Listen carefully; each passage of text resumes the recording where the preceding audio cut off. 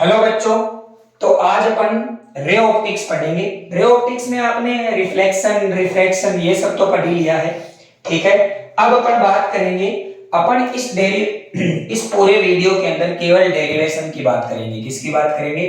Derivation की। तो एक दो वीडियो वायरल करवाओ यार, बिनती समझो यार, इधर उधर फैलाओ यार। क्या तुम भी समझती जा रहे हो बस टका तुम मेरी कोई पब्लिसिटी तो कर नहीं रहे, मौज से समझ लेते हो और फिर बाद में कोई लाइक कोई शेयर कोई सब्सक्राइब कर दो यार, अल्लाह के नाम पे कर दो, भगवान के नाम पे एक सब्सक्राइब मार दो यार टका। चलो भाई, इस डेरिवेशन में सबसे पहले आपको रे ऑप्टिक्स के सारे डेरिवेशन समझने से पहले बेटा साइन कन्वेंशन समझना पड़ेगा। क्या समझना पड़ेगा? साइन कन्वेंशन, चिन्ह परिपाटी बोलते हैं जिसको हिंदी में। क्या बोलते हैं? चिन्ह परिपाटी। तो आप ये मान लीजिए, ये आपका एक कॉनकेव मिरर है, अवतल दर्पण, ठीक है ना। ये है उसकी प्रिंसिपल एक्सेस, ये है उसका पोल जिसे कहते हैं ध्रुव, ठीक है। और यहाँ पे आपने एक ऑब्जेक्ट रख रखा है, कोई प्रॉब्लम यहाँ तक? जब भी आपको ये मानना है, मैं इंसिडेंट रे की बात करूंगा तो हमेशा आपको इंसिडेंट रे वो लेनी है जो ऑब्जेक्ट से निकलती हो। किससे लेनी है? ऑब्जेक्ट से निकलने वाली रे को आपको क्या मान के चलना है? Ray incident ray. तो ये रे गई रे गई रे गई गई और यहां जाके टकरा गई। जब भी कोई लाइट रे प्रिंसिपल एक्सेस के पैरेलल जाती है तो वो आफ्टर रिफ्लेक्शन फोकस से पास होती है। कहां से पास होती है? फोकस से। कोई प्रॉब्लम यहां तक? दूसरी बात, जब भी कोई लाइट रे वक्रता केंद्र से जाती है तो आफ्टर रिफ्लेक्शन भी वो कहां से जाएगी? वक्रता केंद्र से। कोई प्रॉब्लम यहां तक? और तीसरी बात, जितने एंगल पे कोई भी लाइट रे पोल पे जाके इंसिडेंट होती है उतने ही एंगल पे वो क्या होती है? रिफ्लेक्ट होती है। क्योंकि जो आपका पोल है और ये जो लाइन है ये एक नॉर्मल की तरह व्यवहार करती है। दूसरी बात, जब भी कोई लाइन, जैसे आपके पास ये वर्त है और इस वर्त के केंद्र से जो भी लाइन गुजरेगी ये परिधि पे हमेशा कितने डिग्री का कोण बनाती है? 90 डिग्री। इसका मतलब ये लाइन हमेशा किसकी तरह व्यवहार करेगी? नॉर्मल की तरह, ठीक है। और ये तीनों लाइनें जहां एक दूसरे को प्रतिच्छेद करती है वहां पे किसका निर्माण करती है? प्रतिबिंब का। तो ये ए बी, तो ये क्या है? ए डैश बी डैश। कोई प्रॉब्लम यहां तक? हमेशा आपको दूरियां ध्रुव से नापनी है। कहां से नापनी है बेटा? ध्रुव से। और कैसे नापनी है? देखो, मैं जब भी इंसिडेंट रे की बात करूंगा तो आपको वो रे लेनी है जो किससे निकलेगी? ऑब्जेक्ट से प्रिंसिपल एक्सेस के पैरेलल होनी चाहिए, वही आपकी क्या होगी? Incident ray.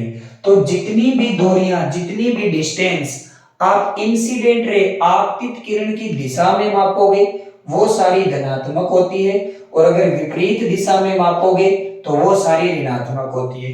तो ये है पोल। अब इंसिडेंट रे कहां जा रही है? इधर। अगर आप पोल से इधर आओगे तो ये सारी दूरियां आपको कैसे लेनी है? नेगेटिव। और अगर आप पोल से इधर जाओगे तो ये सारी दूरियां आपको कैसे लेनी है? पॉजिटिव। कोई प्रॉब्लम यहां तक? प्रिंसिपल एक्सेस के ऊपर जितनी भी दूरियां होती है वो होती है सारी धनात्मक और प्रिंसिपल एक्सेस के नीचे जितनी भी दूरियां होती है वो होती है सारी ऋणात्मक। तो आपतित किरण की दिशा में मापी गई दूरियां धनात्मक होती है और आपतित किरण की विपरीत दिशा में मापी गई सारी दूरियां ऋणात्मक होती है। आपतित किरण कौन सी? प्रिंसिपल एक्सेस के पैरेलल और ऑब्जेक्ट से निकल जाए, ठीक है। तो ये आ रही है आपकी इंसिडेंट। आप इधर जाओगे तो विपरीत दिशा में जा रहे हो तो सारी दूरियां ऋणात्मक, और अगर इधर ही आओगे तो आप दिशा में जा रहे हो इसलिए सारी दूरियां धनात्मक। ओके बेटा, अब हम आगे बढ़ते हैं। तो सबसे पहला जो आपका डेरिवेशन होने वाला है वो है F बराबर R/2। F बराबर क्या है? R/2। तो बहुत ही ध्यान से सुनेंगे बेटा जी। ये आपका एक कौन सा मिरर? कॉनकेव अवतल दर्पण, ठीक है। ये इसकी क्या है? Principal axis. यहां पे इसके एक क्या रखा हुआ है? ऑब्जेक्ट, ठीक है। अगर कोई भी लाइट रे प्रिंसिपल एक्सेस के पैरेलल जाती है तो वो आफ्टर रिफ्लेक्शन कहां से जाएगी? फोकस से। कहां से जाएगी? फोकस से। तो ये इसका क्या हो गया? फोकस, ठीक है। अगर हम मान लो यहां पे इसका सेंटर ऑफ कर्वेचर है, ठीक है। तो यदि कोई लाइट रे सेंटर ऑफ कर्वेचर से जाएगी तो वो आफ्टर रिफ्लेक्शन भी कहां से जाएगी, सेंटर ऑफ कर्वेचर से। मैंने आपको एक बात कही थी कि अगर कोई भी लाइन सेंटर ऑफ कर्वेचर से पास होती है तो वो हमेशा परिधि पे 90 डिग्री का कोण बनाती है। इसका मतलब ये कोण, अब देखो ये नॉर्मल है, ये इंसिडेंट रे और ये रिफ्लेक्टेड रे, तो ये वाला एंगल भी थीटा हो जाएगा और ये वाला एंगल भी थीटा हो जाएगा। ओके, इसको अपन ने नाम दे दिया P और ये हो गया आपका P डेश। कोई प्रॉब्लम? अगर इस मिरर की रेडियस ऑफ कर्वेचर बहुत स्मॉल है ना, अपन क्या लिखेंगे, if radius of curvature is very small, then point P dash is very close to point P,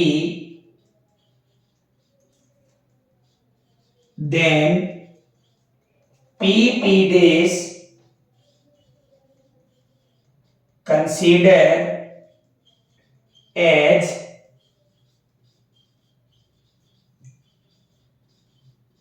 straight line। क्या बोला मैंने? यदि बिंदु P, अगर यदि वक्रता त्रिज्या बहुत कम है तो हम बिंदु P डेश को P के नजदीक मान सकते हैं, और अगर P डेश को P के नजदीक मान लेंगे तो P डेश आपकी कैसी हो जाएगी, एक सीधी रेखा हो जाएगी। कोई प्रॉब्लम यहाँ तक? अब देखो यहां से चलो A से चलते चलते चलते चलते A से जाओगे, कैसे जाओगे, A से चलते चलते A से तो ये Z बन रहा है नहीं बन रहा है? अगर ये Z बन रहा है तो ये कोण कितना रहा है, थीटा। A से फिर चलो A से और A से गए तो ये 2 थीटा है, तो ये भी कितना हो गया, 2 थीटा। कोई प्रॉब्लम यहाँ तक? अब अपन क्या करेंगे, अपन ये करेंगे, सबसे पहले अपन मैं बात करता हूं इन triangle P dash FP। Okay, P dash FP, तो यहां से tan 2 थीटा की वैल्यू निकाल लेता हूं। tan 2 theta equal to perpendicular upon base, तो परपेंडिकुलर कितना है, P डेश, और बेस कितना है, PF। कोई प्रॉब्लम यहां तक? और ये आपकी इक्वेशन नंबर 1। अब देखो अपन बात करते हैं in triangle P dash CP, तो यहां से tan 2 theta equals to tan theta equals to P dash upon में PC, और ये आपकी इक्वेशन नंबर 2। कोई प्रॉब्लम यहां तक? अब देखो if theta is very small, क्यों? क्योंकि ये लाइनें जो आपकी है वो प्रिंसिपल एक्सिस के बहुत ही पास में है, then tan 2 theta equals to किसके इक्वल आएगा, 2 थीटा के, और tan थीटा किसके इक्वल आएगा, थीटा के। क्या ये बात समझ में आती है बेटा आपको? तो अपन क्या लिखेंगे, from equation 2 theta equals to P dash upon PF, और फ्रॉम इक्वेशन, इसको फर्स्ट मान लीजिए, ये फर्स्ट थी, from equation first, from equation 2 theta equals to P dash upon PC। इसको इक्वेशन नंबर 4 मान लेता हूं, इसको इक्वेशन नंबर क्या मान लेता हूं, 3। वैल्यू ऑफ थीटा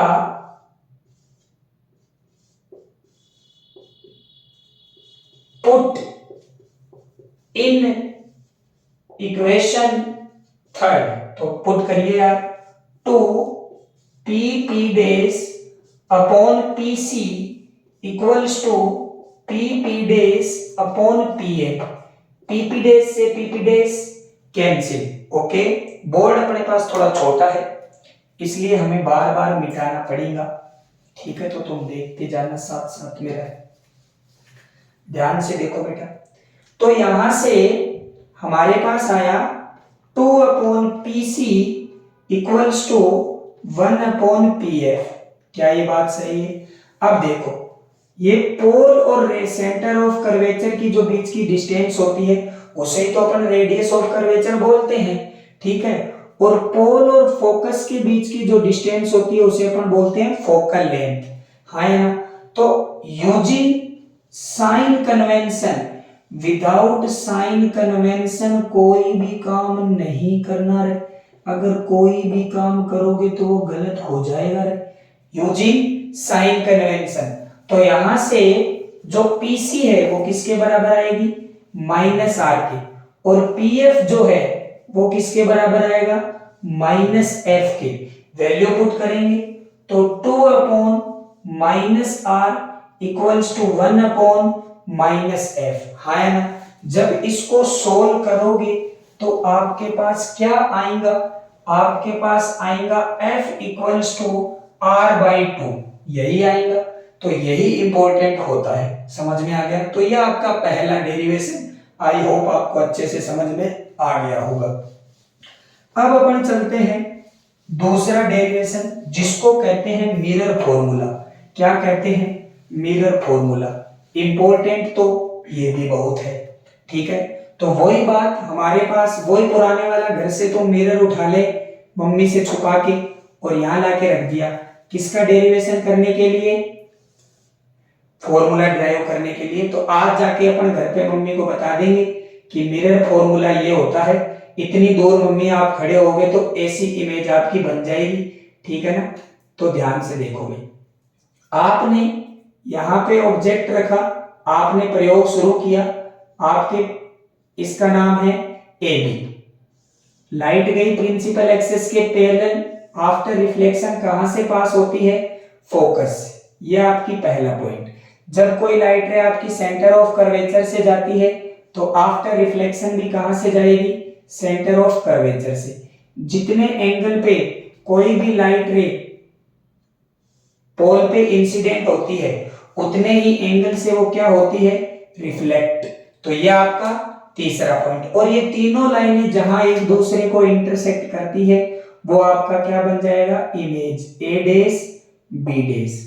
ओके, अब आपको ये बात लिखवाने की जरूरत नहीं होनी चाहिए कि PP डैश को अपन एक स्ट्रेट लाइन मान सकते हैं, क्योंकि इस गिवन जो आपका मिरर है इसकी रेडियस ऑफ कर्वेचर बहुत ही स्मॉल है और ये एंगल जो अपन इसमें कंसीडर करेंगे वो भी बहुत छोटे होंगे। ओके, तो देखिए, इन ट्राइंगल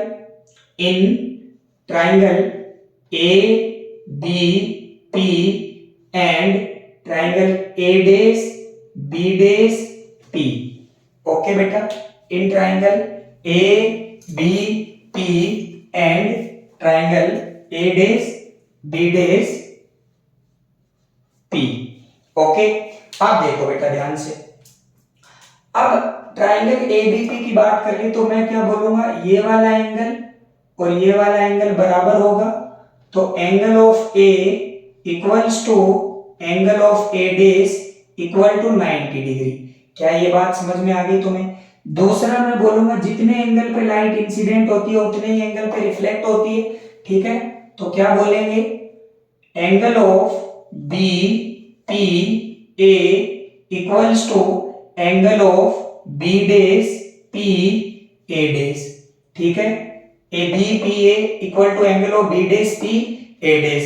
इसका मतलब हम अकॉर्डिंग टू रिफ्लेक्शन लॉ, यही तो होता है किसी भी आपतन कोण पर, जितने कोण पर आपकी रे आके इंसिडेंट होती है उतने ही कोण से तो क्या होती है? जाती है। तभी तो आप कहते हो angle of incident equal to angle of reflected. आपतन कोण का मान किसके बराबर होता है? परावर्तन कोण के। तो वहां से लग गया। अगर किसी भी दो त्रिभुजों के दो कोण बराबर है तो तीसरा कोण तो बराबर होगा ही होगा। इसका मतलब वो दोनों त्रिभुज कैसे होंगे? समरूप। तो त्रिभुज ABP एंड त्रिभुज A dash B dash P is similar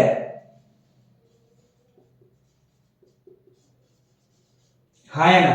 और अगर सिमिलर है तो इनके कोरस्पॉन्डिंग साइड उनकी अनुपात क्या होगा, बराबर।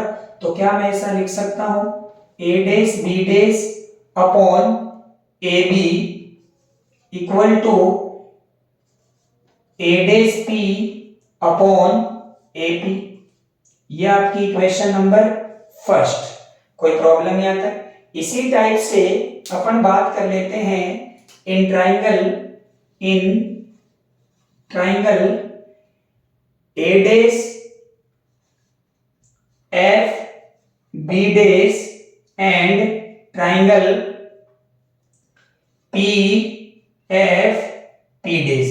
तो आप ध्यान से देखिए बेटा, इसमें भी एंगल ऑफ a और angle of a dash angle of a dash equal to angle of p dash. p वाला एंगल ऑफ p दोनों क्या है, 90 डिग्री है। और यहां पे एंगल ऑफ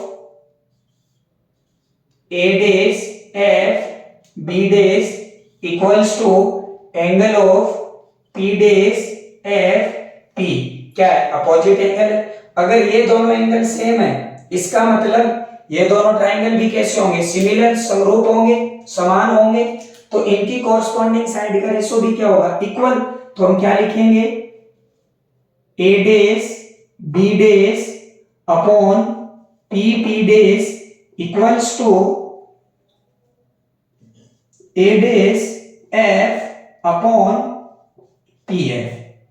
ओके बेटा, ठीक है। अब देखो, जितनी लाइट ऊंचाई से आप किसी भी दीवार पे लाइट मारते हो, तो जितनी आपके हाथ में जो बैटरी है उसकी जितनी ऊंचाई धरती से होती है, उतनी ही ऊंचाई पे जाके लाइट सामने टकराती है। इसका मतलब यहां से इतनी ऊंचाई पे मारा है तो उतनी ऊंचाई पे जाके टकराएगी। तो हम क्या बोल सकते हैं कि जो AB है वो किसके बराबर है, PP डैश के। कोई प्रॉब्लम यहां तक, ठीक है। और अगर AB PP डैश के बराबर है तो क्या मैं ऐसा लिख सकता हूं, A dash B dash upon AB equals to A dash F upon PF। ये आपकी समीकरण नंबर क्या आ जाएगी, 2। कोई दिक्कत। अब ध्यान से देखिए, ये वाली समीकरण और ये वाली समीकरण दोनों बराबर है, तो राइट हैंड का पार्ट बराबर है तो लेफ्ट हैंड का पार्ट भी बराबर होएगा। कौन बताता है, ये मैथ्स।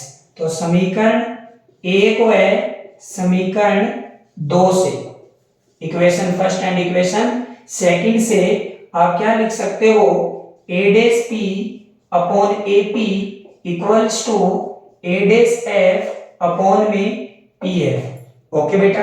अब देखो ध्यान से, आपको विदाउट साइन कन्वेंशन कुछ भी नहीं करना, यूजिंग साइन कन्वेंशन। अगर आप इसमें साइन का यूज नहीं करोगे तो आपका डेरिवेशन हो जाएगा गलत, और एग्जामिनर साइन का यूज कर लेगा आपकी कॉपी में, ठीक है। तो a डैश p की वैल्यू आप ध्यान से बताइए, a डैश p की वैल्यू किसके बराबर आएगी, ये है आपकी इमेज और पोल के बीच की डिस्टेंस को बोलते हैं v, ठीक है। ऑब्जेक्ट और पोल के बीच की डिस्टेंस को बोलते हैं u। फोकस और पोल के बीच की डिस्टेंस को बोलते हैं f। तो a डैश p जो आपका है वो आपको बहुत अच्छे से दिख रहा होगा, -v के बराबर है। फिर अपन बात करें AP की, तो वो किसके बराबर है, -u के। फिर अपन बात करें PF की, तो वो किसके बराबर है, कैपिटल F लिख देना है, -f के। और लास्ट में आपकी डिस्टेंस बच गई a डैश f। तो a डैश f को क्या लिख सकते हो, a dash p minus fp। a dash p किसके बराबर है, माइनस, और fp किसके बराबर है, f के। ओके बेटा, आई होप ये आपको समझ में आ गया होगा। देखो, क्योंकि इंसिडेंट रे कौन सी है, ये वाली, ये कहां जा रही है, इधर, और आपने सारी दूरियां कहां मेजर करी है, इधर। समझ में आ गया। अब देखो, जो आपका a डैश p है वो देख के बताइए क्या है, -v अपॉन में AP है वो किसके बराबर है, -u के, इक्वल टू जो आपका a डैश f है वो किसके बराबर है, -v प्लस f के। और ये जो आपका है PF वो किसके बराबर है, माइनस एफ के, तो माइनस से माइनस कैंसिल, क्रॉस मल्टीप्लाई करेंगे तो minus V F equals to minus U V plus U F. कोई प्रॉब्लम यहां तक? और ये जो आपकी इक्वेशन आई है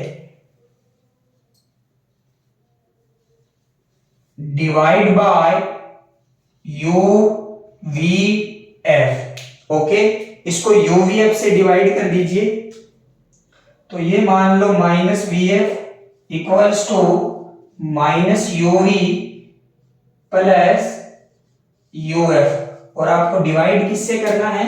यू वी एफ से, तो ये लो बेटा you V F, you V F, you V F, okay बेटा। अब देखो ध्यान से देखेंगे तो v से v, f से f, u से u, v से v, u से u, f से f, तो आपके पास बच के क्या आएगा? यहाँ पे आपका बचेगा माइनस वन अपॉन यू, यहाँ पे क्या बचेगा? माइनस वन अपॉन एफ, ठीक है, और यहाँ पे क्या बचेगा? One upon V. अब वन अपॉन यू को इधर ले जाओ और वन अपॉन एफ को इधर ले आओ, तो आपकी इक्वेशन बन जाएगी one upon V plus one upon U equals to one upon F. तो आई होप ये आपको सारा डेरिवेशन समझ में आ गया होगा। अरे आ गया करे तो इसको फटाक से उतार लो और थोड़ा सब्सक्राइब करवाओ यार, चैनल को आगे बढ़ाओ, इससे क्या हल्के में ले रहे तुम मेरे को है, ठीक है? समझ में आ गया क्या सबको? तो ये आपका एक पहला डेरिवेशन जो बहुत इंपॉर्टेंट है, पेपर में पूछता है, तो आप इस पेपर में बता देना अगले को, ठीक है? अब अपन आगे बढ़ते हैं। दूसरा आपका डेरिवेशन क्या पूछता है? वो बोलेगा कोई भी आपके पास स्फेरिकल सरफेस है। कौन सी सरफेस है? स्फेरिकल। और स्फेरिकल सरफेस की हेल्प से आपको डेरिवेशन करके देना। क्या करके देना है? डेरिवेशन। तो ये भी बहुत इंपॉर्टेंट है, तो आप ज्यादा डरने की कोई बात है नहीं इसमें, ठीक है ना बेटा? आपके पास में कोई भी एक आप सरफेस मान लो किसी भी टाइप की,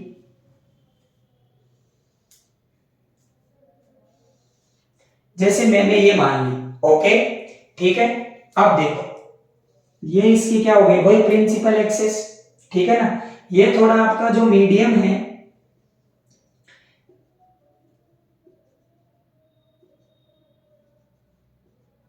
इसे अपन ने मान लिया डेंसर, ठीक है? इसका जो रिफ्रैक्टिव इंडेक्स है वो है म्यू1 और इसका जो रिफ्रैक्टिव इंडेक्स है वो है म्यू2। कोई डाउट बेटा यहाँ तक? अब देखो आपने एक ऑब्जेक्ट यहां रख रखा है, यहां क्या रख रखा है आपने? ऑब्जेक्ट। कोई भी लाइट रे यहां से गई, ये इसकी क्या है? सरफेस। अब ये सरफेस है तो इस पे नॉर्मल कैसे होगा? ऐसे। कोई प्रॉब्लम यहां तक? अब जब कोई भी लाइट रे रेयर मीडियम से डेंसर मीडियम में जाती है तो वो नॉर्मल के पास आ जाती है। क्या हो जाता है? नॉर्मल के पास आ जाती है। इस टाइप से ये किसके पास आ जाएगी? नॉर्मल के। इस नॉर्मल को थोड़ा सा और अच्छा बना देता हूं मैं, ताकि आपको डायग्राम में कोई कंफ्यूजन ना हो जाए।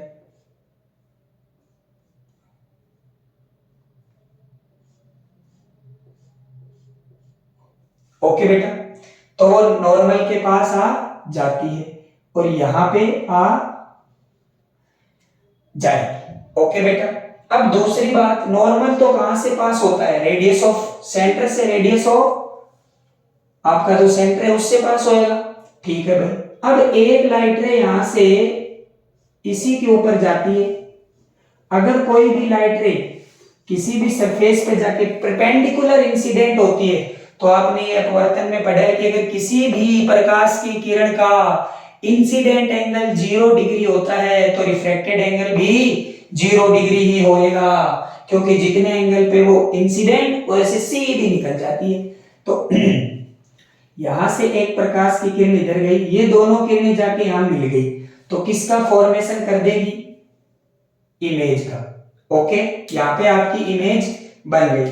अब ये है आपका इंसिडेंट एंगल, और क्योंकि इंसिडेंट एंगल और किस इंसिडेंट रे और नॉर्मल के बीच जो एंगल होता है उसे इंसिडेंट एंगल, और रिफ्रैक्टेड एंगल किस किस के बीच में, रिफ्लेक्टेड रे और नॉर्मल के बीच में जो होता है। कोई प्रॉब्लम बेटा यहां तक?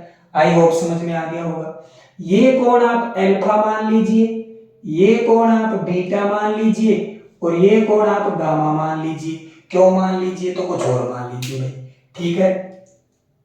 इसको मैं नाम दे देता हूं एन, इसको मैं नाम दे देता हूं ओ, इसको मैं नाम दे देता हूं पी, और यहां से मैंने एक परपेंडिकुलर डाल दिया जो आपका हो गया पी डेश। क्या हो गया? P dash. अब रेडियस ऑफ कर्वेचर इसकी भी बहुत स्मॉल है, तो जो पॉइंट पी है वो किसके बहुत पास में है? पी डेश की। ओके बेटा, अब जो ये पॉइंट पी और पी डेश तो बहुत पास में है, ये आपकी जो डिस्टेंस है वो क्या हो गई? यू, ठीक है। ये जो आपकी जो डिस्टेंस है वो क्या हो गई? आर, और ये जो आपकी डिस्टेंस है वो क्या हो गई? v। ओके, क्योंकि यहां पे ही तो बना है, ठीक है। p और p डेश तो बहुत ही पास में है, तो शुरू करते हैं अपन, ठीक है, यहां से। अब ध्यान से देखिए, जब भी आप एक मीडियम से दूसरे मीडियम में जाओगे तो वहां पे स्नेल का नियम टिकाओगे। कोई प्रॉब्लम यहां तक? क्योंकि स्नेल का नियम दो मीडियम को सेपरेट करने वाली सरफेस पे लगता है। तुम ये कहते हो, तुम ये जानते हो, तो यहाँ का अपवर्तनांक μ1 है और यहाँ का अपवर्तनांक कितना है? μ2। तो ये दो मीडियम को सेपरेट करने वाली लेयर ही तो है। तो जब आप इससे इसमें जाओगे तो स्नेल का नियम टिकाओगे, तो क्या टिकाओगे? μ1 sin i equals to μ2 sin r। ये किसका नियम होती? स्नेल का नियम होती। अब आप बहुत ही छोटे छोटे एंगलों की बात कर रहे हो, तो अपन क्या बोलेंगे? इफ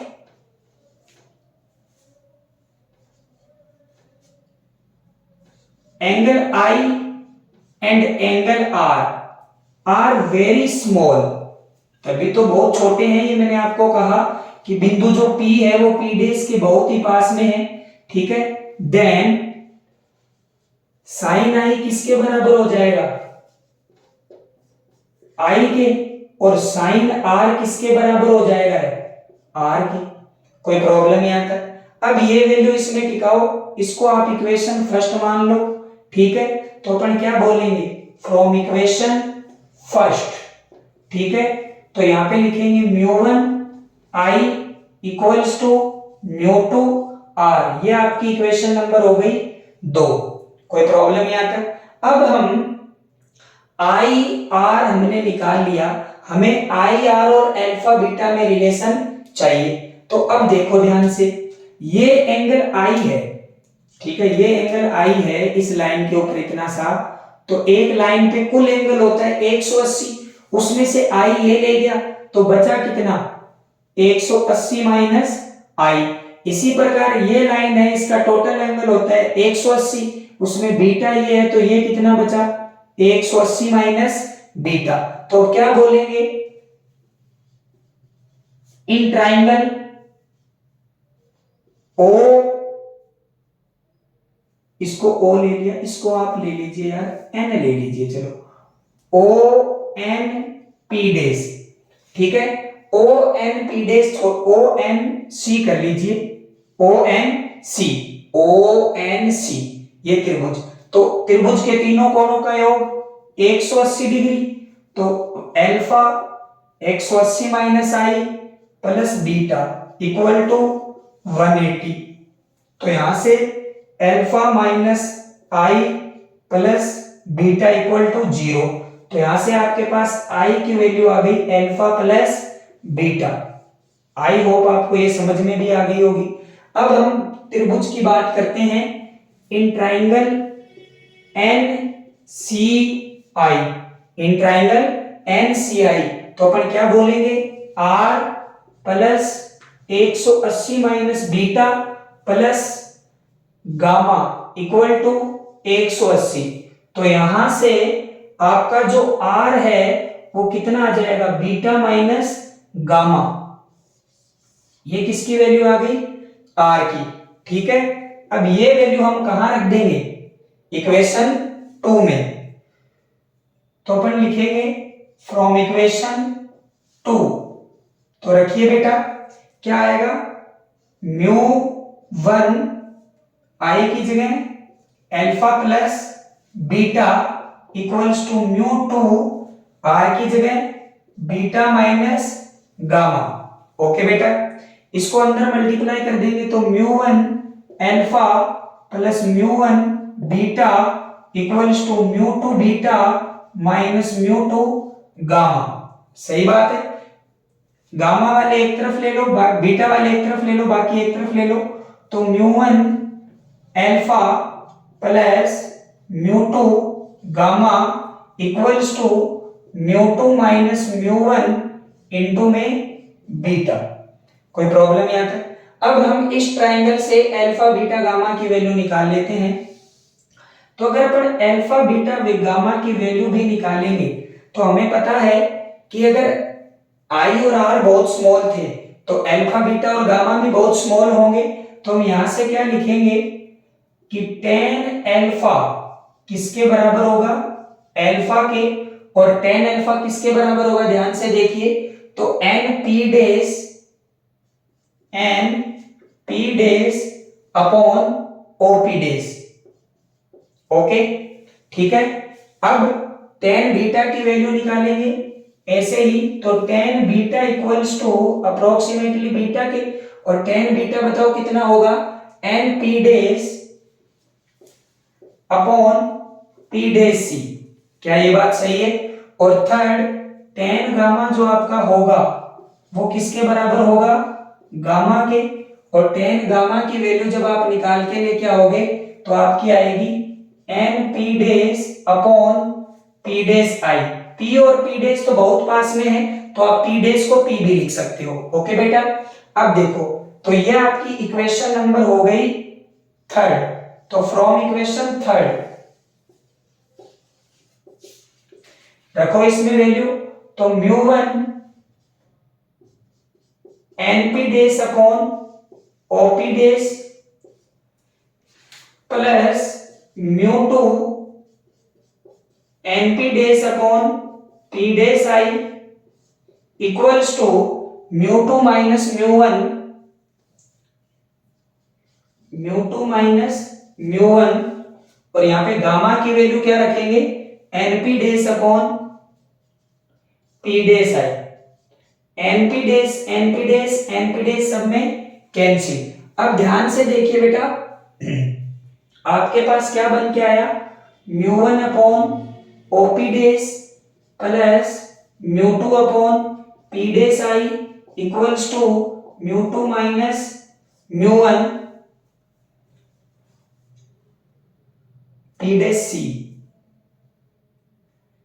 आपने गामा की वैल्यू p डेज i और ये क्या हो जाएगा, p dash c, p dash i upon में p डेज c। ओके, अब हम ये बोर्ड थोड़ा छोटा पड़ रहा है तो इधर देखेंगे बेटा। हाँ भाई, OP डेज वही बात, using sign convention, sign convention के विदाउट कुछ भी नहीं है रे। ठीक है, OP डेज की वैल्यू आप आसानी से लिख सकते हो माइनस यू के बराबर है, क्योंकि लाइट कहां जा रही है, इधर, और ये पोल है, आप कहां होगे, इधर। ओके बेटा, लाइट कहां जा रही है, इधर, और ये क्या है, पोल, आप कहां रहे हो, इधर। फिर अपन बात करेंगे p डेज i, तो p डेज i तो v के बराबर होगा, लाइट कहां जा रही थी, इधर, आप भी पोल से कहां जा रहे हो, इधर।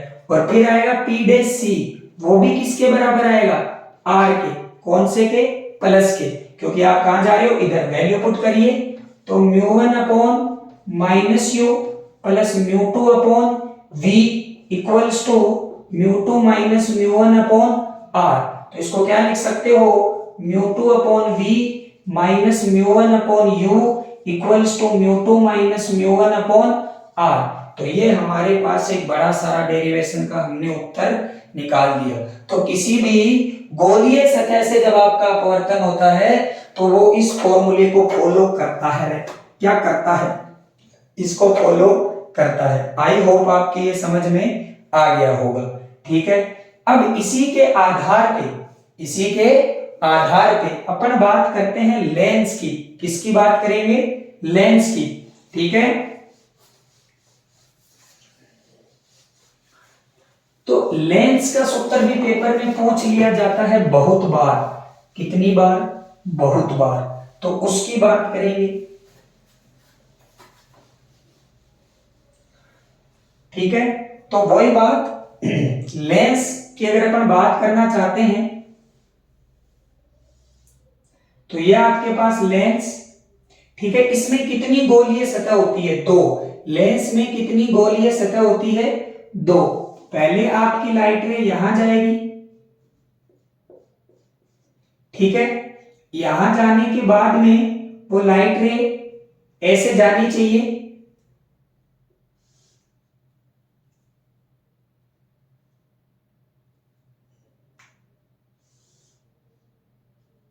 ठीक है, तो इसमें 2 प्रकार का होता है। आप दो, क्योंकि लेंस, इस गोलीय लेंस के अंदर कितनी स्फेरिकल सरफेस है? 2।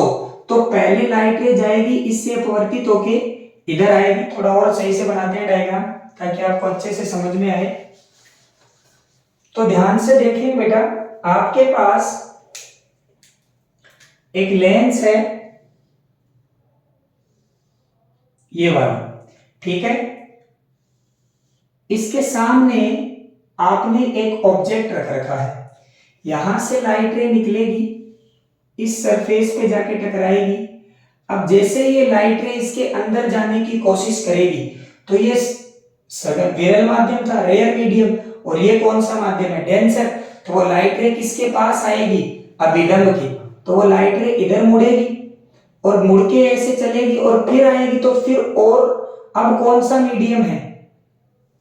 ये अंदर क्या था? डेंसर। और ये कौन सा मीडियम है? रेयर। अब वापिस से जब बाहर आएगी तो वो अभिलंब से कहां जाएगी? दूर। तो इस प्रकार से मान लो ये थोड़ी सी डेविएट हो गई यहां से। ठीक है बेटा, अब 2 पर बार अपवर्तन होने के बाद उसकी इमेज बनेगी। ठीक है, अगर एक ही सरफेस होती, केवल कितनी सरफेस होती? एक। अब सही है। ठीक है, अगर आपकी 2 सरफेस होती, अगर केवल एक सरफेस होती, तो अब ये लाइट रे यहां से दोबारा नहीं मुड़ती, वो क्या हो जाती? सीधी चली जाती और यहां जाके अपना प्रतिबिंब बना देती। लेकिन इसमें ऐसा नहीं हो रहा। पहले ये इससे टकराएगी, फिर वापस से इससे टकराएगी और फिर आपकी क्या बनाएगी? इमेज बनाएगी। तो इस इमेज को मैंने नाम दे दिया आई डैश, इस इमेज को मैंने नाम दे दिया आई। ठीक है, ये आपका क्या है? ऑब्जेक्ट। एक लाइट रे सीधी जाएगी, यहां से जाएगी और यहां से जाएगी। आगे जाने की जरूरत नहीं है क्योंकि आपकी फाइनल इमेज कहां बन जाएगी? यही। ओके, अब देखो, इसको नाम दे दो P1, इसको नाम दे दो P2, ये आपका O और ये आपका O डैश। तो आपके लिए 2 गोलीय सतह हो गई इस बार। कितनी? 2 गोलीय सतह। एक तो P1O P2 और एक P1O डैश P2। ठीक है, तो दोनों गोलीय सतह को मैं यहां बना रहा हूं। ये आपकी पहली गोलीय सतह है।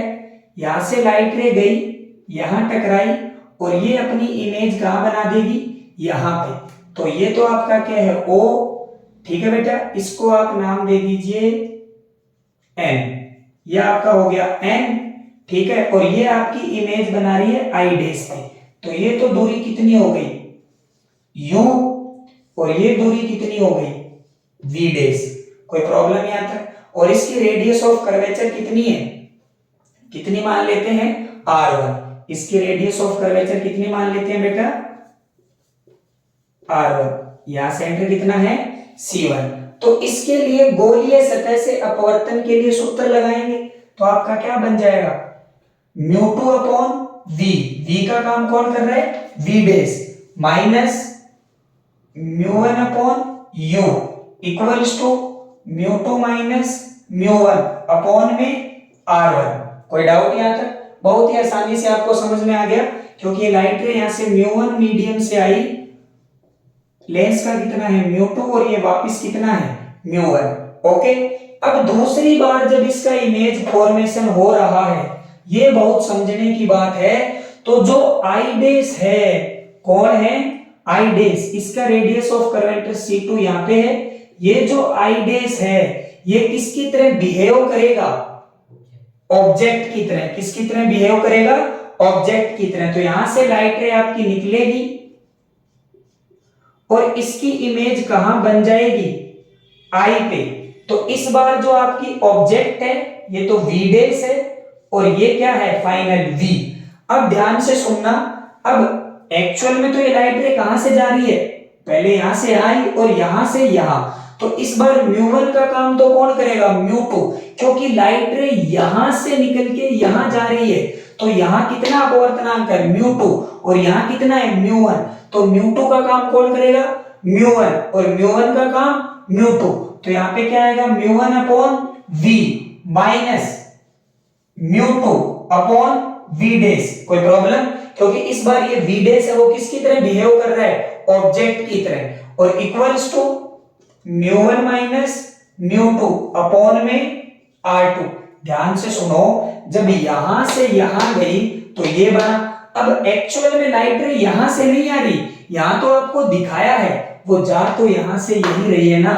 तो यहां से जब यहां जाएगी तो μ1 का काम कौन करेगा? μ2 और μ2 का काम कौन कर रहा है? μ1। और इस बार जो ऑब्जेक्ट का काम है वो कौन कर रहा है? I dash. तो ये आपकी इक्वेशन फर्स्ट हो गई और ये आपकी इक्वेशन सेकंड हो गई। दोनों इक्वेशन को जब आप ऐड कर दोगे तो ये तो कट जाएगा μ2 अपॉन V डैश से μ2 अपॉन V डैश।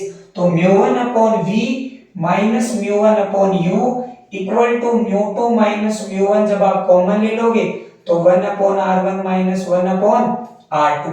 समझ में आ गया? इधर से आप क्या कॉमन ले लोगे?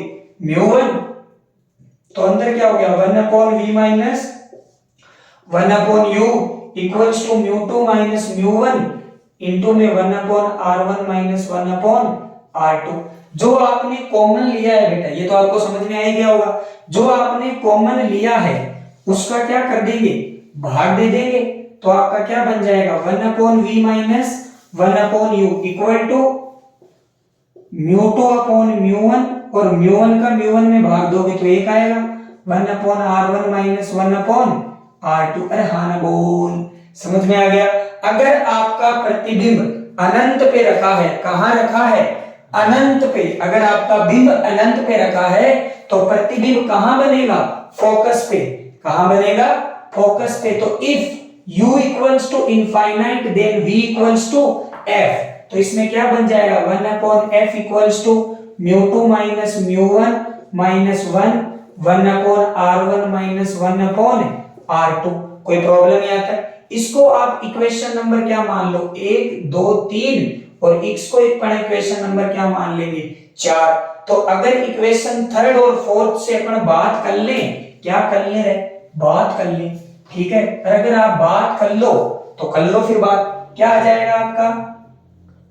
दोनों को बराबर कर देंगे तो from equation third and equation 4 से जैसे ही बात कर लोगे तो 1 upon V minus 1 upon U equals to क्या आ जाएगा? 1 अपॉन F। और यही आपका कौन सा फॉर्मूला है? लेंस मेकर फॉर्मूला है। कौन सा फॉर्मूला है? Lens maker formula. तो बहुत सी आसान बातें हैं, आपको बहुत ही आसान से तरीके से याद रखनी है, गोच पोच करना नहीं है। 1 मिनट में देख लो कितने मिनट का वीडियो हो गया है, टकाटक फिर आगे शुरू करेंगे। क्योंकि ये डलता भी तो नहीं, यूट्यूब पे बहुत नेट मांगते हैं, तुम सब्सक्राइब नहीं करते, कते गरीब कर रखा यार है। थोड़ा बहुत सब्सक्राइब मारा हुआ हो यार इधर उधर। अरे हाँ ना बोल, और समझ में आता है तो कमेंट सेक्शन में बताया करो, ठीक है? अब अपना वीडियो हो गया बेटा 44-45 मिनट का, मतलब 15 GB। 15 GB से ज्यादा हमसे डलता नहीं, तो इसका सेकंड पार्ट अपन फिर बना देंगे, ठीक है ना? पहले पार्ट के नीचे अगर आपको बहुत अच्छा समझ में आता है तो आप कमेंट करो, सब्सक्राइब करो, लाइक करो, फॉलो करो, सब करो, ओके? और वायरल वीडियो बना दो, इसको क्या बना दो रे? Viral video. Okay, thank you.